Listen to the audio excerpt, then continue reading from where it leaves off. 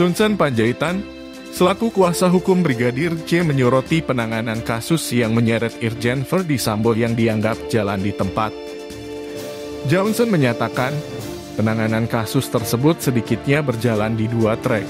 Yang saat ini sedang diproses dan dikomunikasikan ke khalayak adalah proses kode etik. Sayangnya, menurut Johnson, transparansi dan akuntabel yang dikatakan oleh pihak kepolisian hanya menampilkan soal sidang dan pencopotan personil.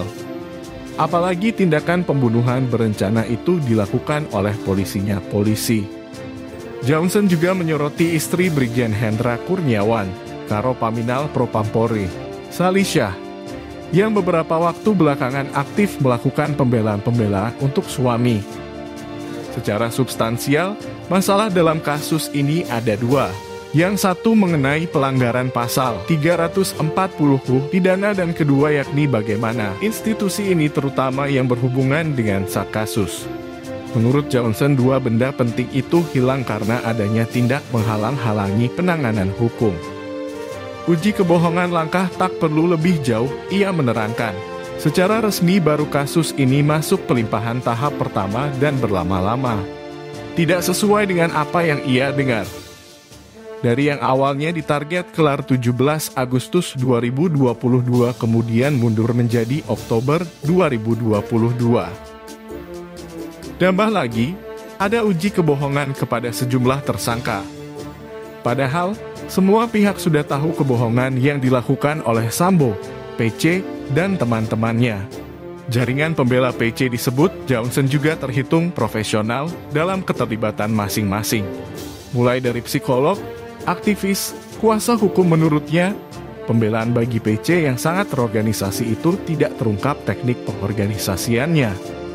Hanya ada pemecatan tidak dengan hormat untuk Jerry Siagian. Johnson menyayangkan kliennya yang sudah meninggal dunia namun masih terus-menerus dituduh sebagai pelaku pelecehan seksual. Padahal dari sisi hukum sudah jelas tuduhan tidak bakal masuk ke penuntutan. Kejaksaan berhati-hati terima barang busuk. Johnson juga melihat, saat ini pihak kejaksaan amat berhati-hati. Berbeda halnya dengan Komnas HAM, merupakan lembaga yang hanya memberikan rekomendasi. Tunggu tanggal mainnya. Kini Johnson dan tim masih menginvestigasi soal rekening, handphone kliennya, dan keterlibatan kasus. Ia menegaskan Indonesia adalah negara hukum, bukan negara bandit. Sehingga apa yang terjadi harus dipertanggungjawabkan.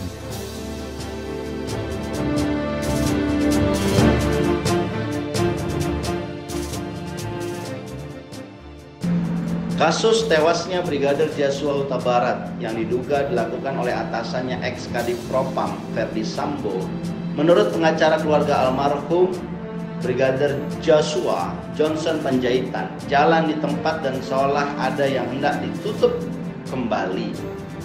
Banyak hal-hal substansial dalam kasus ini seperti obstruction of justice, Satgasus, senjata, keterlibatan 100 orang personel aktif kepolisian tidak diungkap secara jelas dan transparan.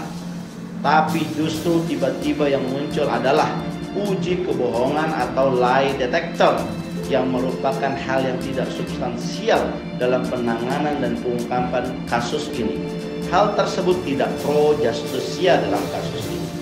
Yang lebih banyak diperhatikan dalam kasus ini adalah lebih pada soal etik personilnya dan hukumannya, tetapi tidak pada bagaimana detail obstruction justice yang terjadi. Padahal hal ini jauh lebih penting untuk diungkap karena ini menyangkut institusi kepolisian dan bukan sekedar masalah personal kepolisian semata.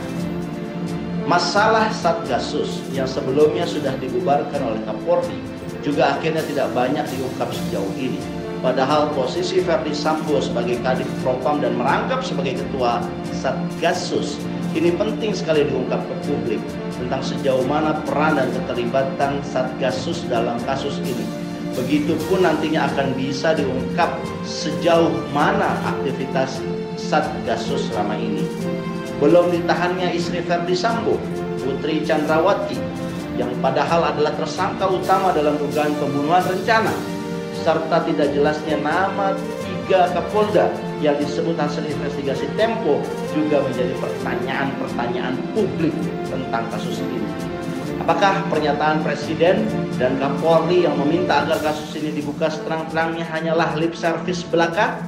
Karena kasus tersebut semakin lama justru semakin membingungkan.